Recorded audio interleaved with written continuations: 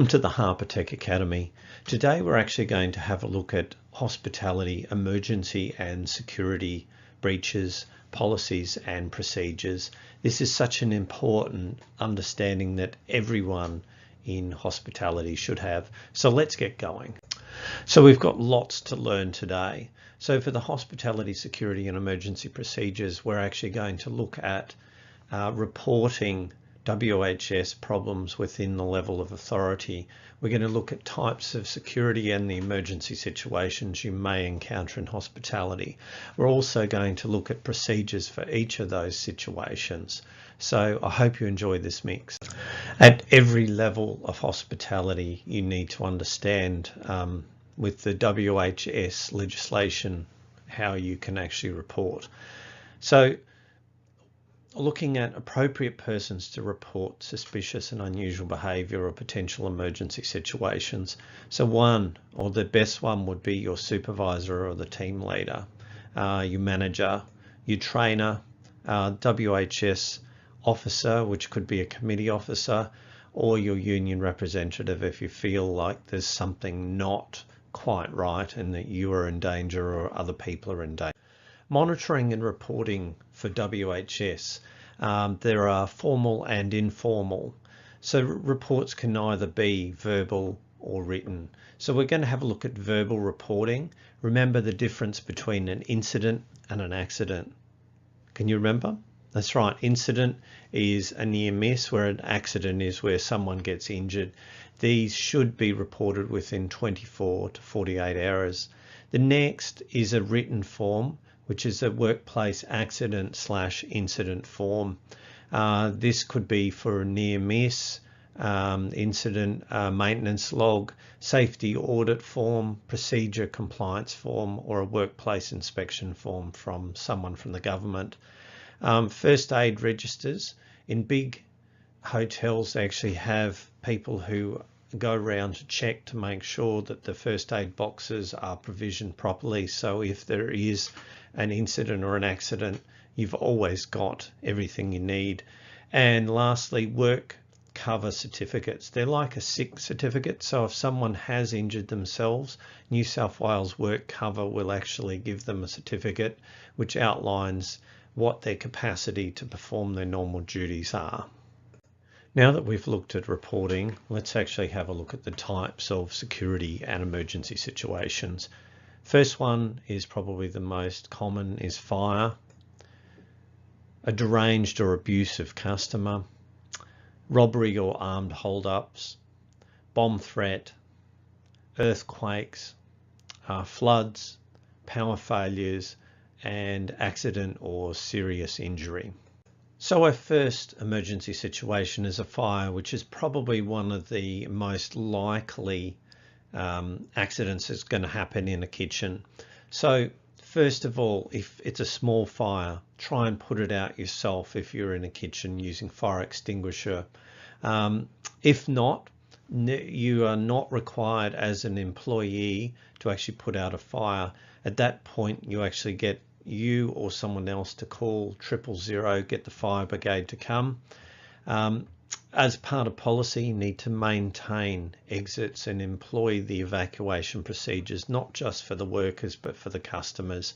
If possible, turn all gas equipment off, all electrical equipment, and evacuate everyone. Good customer service plays an essential role in building a network of loyal customers within your hospitality establishment, but there will be the times where you have someone who's not happy, and if you're a little unlucky, you might come across an abusive customer, particularly if you're in front of house. So let's actually have a look at how you could deal with that. First of all is always empathise with the customer, never argue with them, because you're going to escalate the situation. Every workplace will have a complaints handling procedure, and if you're an apprentice, that might mean that you actually hand it up to the manager. And always we are trying to de-escalate the situation, and for customers like this, we can actually turn that round and have them become very loyal customers. Yes, it does happen, robbery and armed hold-ups in restaurants. Let's have a look at what we can do. First of all, if you happen to get someone who comes up into the restaurant or hotel, remain calm and obey the intruder's instructions. Don't argue with them, don't escalate, because that might mean yourself or other people can get hurt. While you're going through that, try to remember the appearance of the intruders. It could be their age, their height, hair and eye colour, because that will be the first thing the police ask you, and report immediately to the police after they've left. Most people think about bomb threats as being things that happen at major sporting events, but I have actually had the experience in a restaurant where we had a bomb threat just before service and been pulled out. So let's have a look at what you would do. First of all, it must be repeated immediately. If you happen to be on the phone, you need to try and record the information if you can on the phone. Be sympathetic. Don't abuse the caller, and remain cooperative and keep them on the line.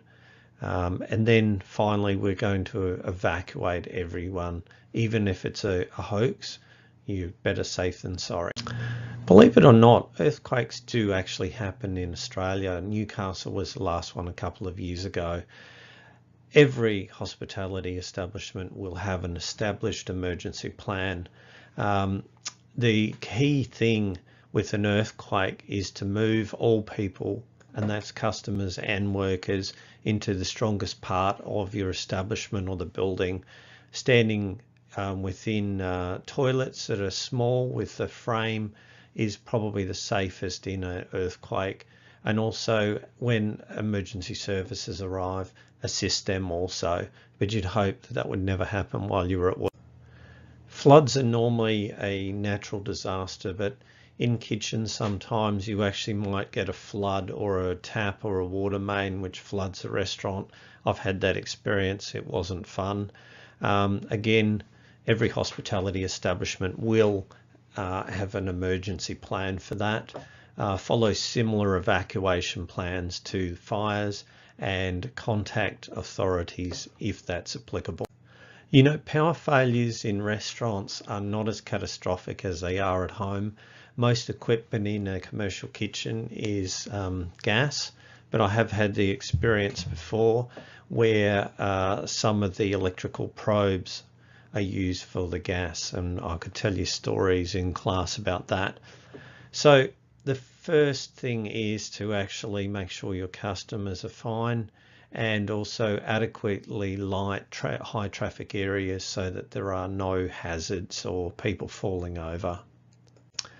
This is a broad one, an accident. This could happen in the kitchen, it could happen to a customer.